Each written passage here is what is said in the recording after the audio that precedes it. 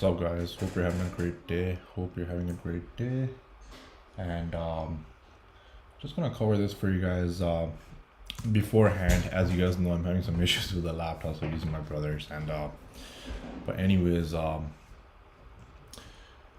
some levels that I want to cover up for you guys before month end. Let's look at the month end action first of all. SPX, right? Let's go on the monthly action that the closes that we had today. So all this time until last year, December, we were up, and since December or January of this year, it's just been a nice little downtrend.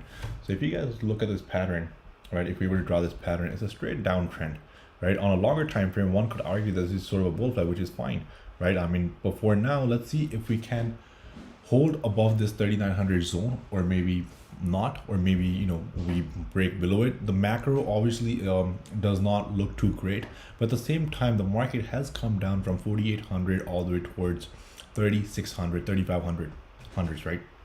And the question here is, do we hold this base or do we go up? What I think is going to happen, I studied a lot of monthly charts back now, and maybe we might test above 4,000 one more time sometime before January, Feb, maybe March. I don't know, we might test around these levels, okay? And then maybe a new downtrend may emerge. Now this obviously, I'm super bias free. Like, I don't care what the market happens. I don't care if we go completely straight up or down. I don't care what happens, right? But as an individual, based on the understanding I have of what's going on in the market, I think we will see much lower than these levels in the next the time frame I would use is in the next well, basically from now to the next maybe 12 months. I think we see a lot lower. We break 3,000. That's just my own thing. But at the same time, it doesn't really matter if we do break or not, because we're doing day-to-day trades. So I am okay if we hit all-time highs. I am okay if we hit all-time low. Like, I don't care if we hit new lows, right? I am okay with both. The reason being is I'm completely bias free. Okay, so I don't really care what happens, but just overall. But for now, I do want to see how this zone acts, right? This will be a tough zone, this zone right here.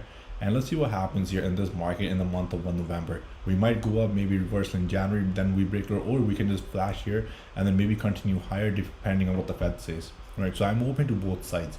But my initial target, which was roughly this level, has been hit. This was when I used to SPX was around these levels. I used to cover this target. Now let's go over the dollar measurement, DXY, right? On the monthly, yes, it's swing star, but this necessarily does not mean that it's a top or a bottom candle. Sometimes these candles are true, but they don't always necessarily mean this, right? So if we were to go back in history, when this thing was squeezing back here, in before the 2000 bubble, this thing went up. It just kept going up. For some months it was down, it was supportive market, then it went up again, right? So here we can definitely have a downside all the way towards 105, or maybe test this breakout monthly zone, which sits at 104, 105, and then maybe into 2023 it might go up, because this market was going on right now. It won't be short. This is a long hurdle we're in on SPX, right? I mean, we're basically witnessing something of this sort, right? 2008, 2000, and back in 1987. That's what basically we're witnessing. And one of our guys who in our chat pointed out about the top, that same candle was, I'm pretty sure, was made here sometime. Right here it was made, but then we continued up for the following months, came down, then we went up again, came down, and then look at this squeeze, went to 164 all the way from 88, right? In a span of what, just a few years. It wasn't a 1 year thing. So so basically here I'm just trying to open up your mind. Don't be fooled that, okay, the top is in, now we're going to go back in the same market. Be open-minded, because we are going to be in the hurdle until 2024-25. I don't know what's going to happen, but the next 18 months or 2 years, this market will be in a lot of turbulence. I don't think we will miss anything, right? But we can take advantage of some great trades that may come in the way. All right, the rates, US 10-year rates at 4, we hit this low. I mean, it just kept going down for so many years, right? And if you talk to some people who are much older than you, in their 50s or 60s, for them these rates are a joke. They'll tell you about their time when the rates were like 10, 11, 9, or whatever they were back in the days, and we're now just basically right here. 4 was the base for the last 2 decades. The question is, do we base here at 4, right around these levels, and then break it above towards 6, 7? Now nobody thinks this is possible. Well, most people don't think it's possible, but it is possible in the coming years. If the Fed is completely screwed up, or if they've done too much, if they have given all this comfort level a lot of growth, but they now somehow also need to control it. So if the rates, can they go higher? Will people get screwed up? Well, maybe, but that's just the way it's gonna be then. All right, and then obviously around 4, maybe we might come down for a bit, and then we'll see what happens. But are rates gonna go back to 0 anytime soon? I don't think so, man. The Fed is in no way or any condition that these rates are gonna start dropping right now.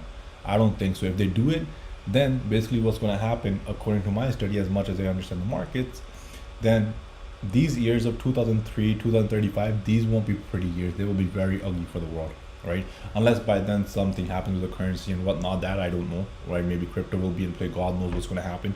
But these rates are here to stay for a while, in my opinion, at least for the next 2-3 years.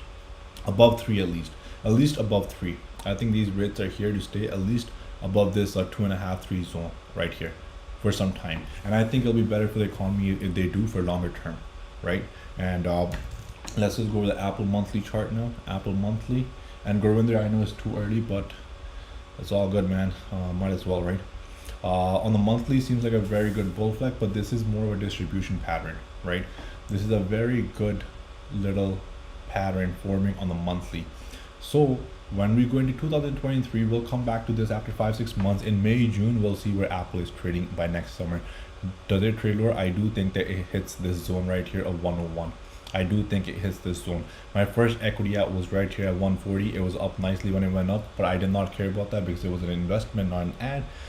And my next ad will be roughly around 101, 100 whenever it comes. Maybe it comes next year, maybe in 2024. I have no idea. The faster it comes, the better, I would say. And then top side, obviously, if we go above 155, 160, there's a good chance that we might even test 170, 180, these levels in the coming months.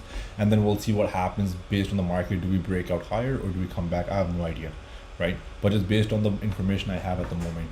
So for now, I'm pretty open on Apple, and I do want to swing some puts, but I'm going to wait until the month of November OPEX to add my swings, right? Because there's a good chance that after this green, because we had a lot of these big candles in the month of October on many stocks, that we can follow through another 30-40 retracement of these candles, maybe 160, 165. Then we'll see if there's any put flow coming in, and then we'll add. Tesla, well, 500s was hit, right? Was going home.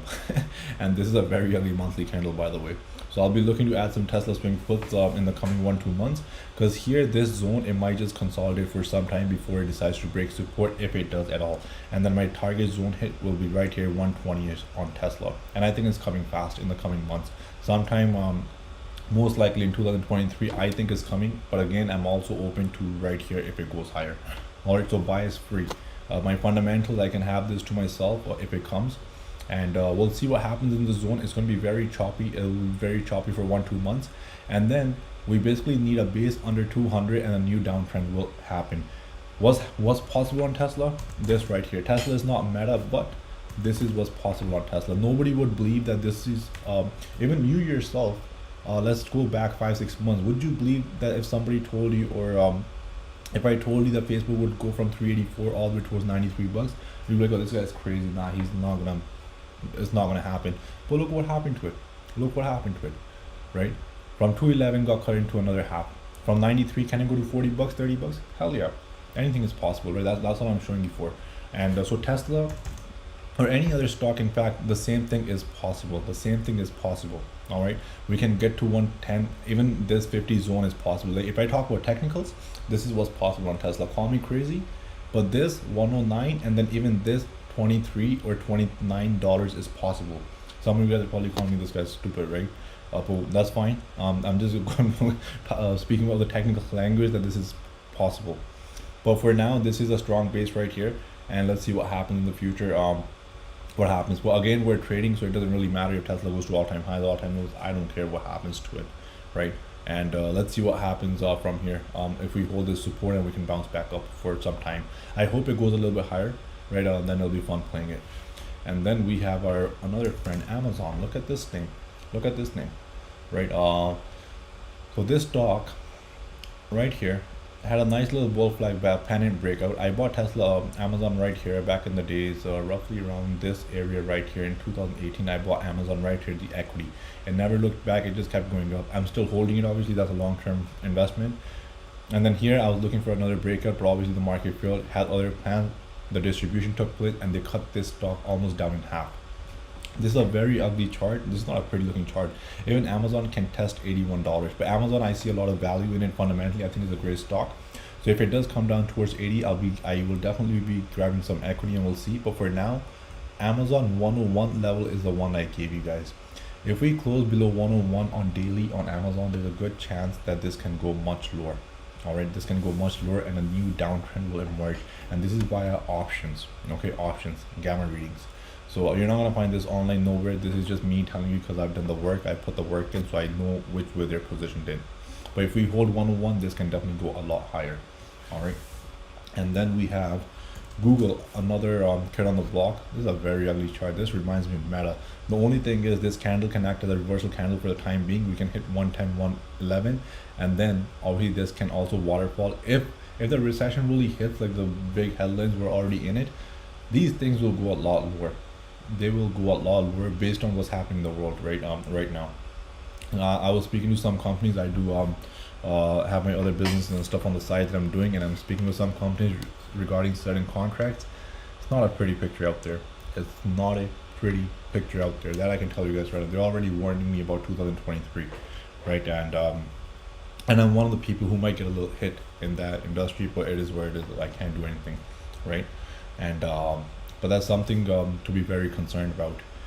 But again, Google, I think if it can get to 110, 115, it'll be great to add some swing puts. We'll see what happens. But for now, the only thing is SPX is holding right here, and we might test this zone of 4,000. It's possibility, and then we'll see. Again, November 2nd, what do we have? FOMC. So we'll see what happens if the tone is dovish or hawkish, and then we'll see how the bonds respond, right? And we'll see how the rates respond, right? We'll all see how the currency measurements respond, all these things, right? And then which make up the markets, right? And so we'll go from there.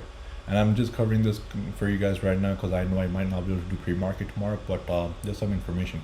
And on the daily on SPX, if we go over it, today was just an inside candle right here, right? A little toppy pattern. Let's see what happens here.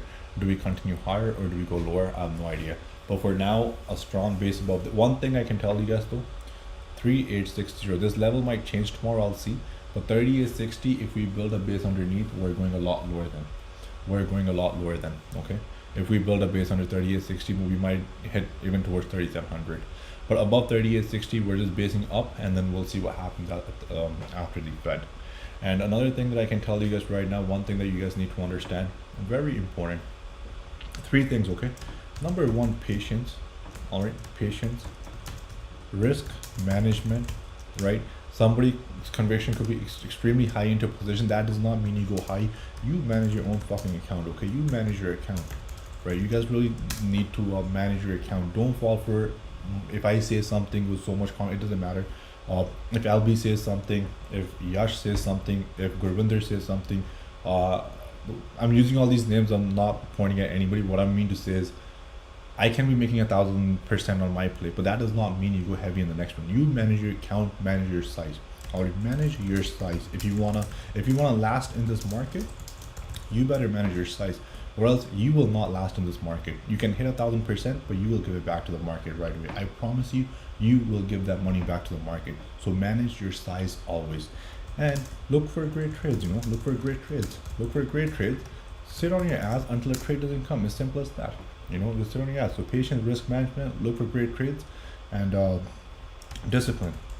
Right? Discipline comes along with it, and these things, and so do add some patience in your life when it comes to trading, and I think you can do great. Me this year, I'm nice and green, doing great. I have my own red days, which is fine, but as long as I'm growing, right? And I do miss a lot of great trades, but it is where it is. I can't do anything. And with that, I'll end it, and I'll see you guys back in the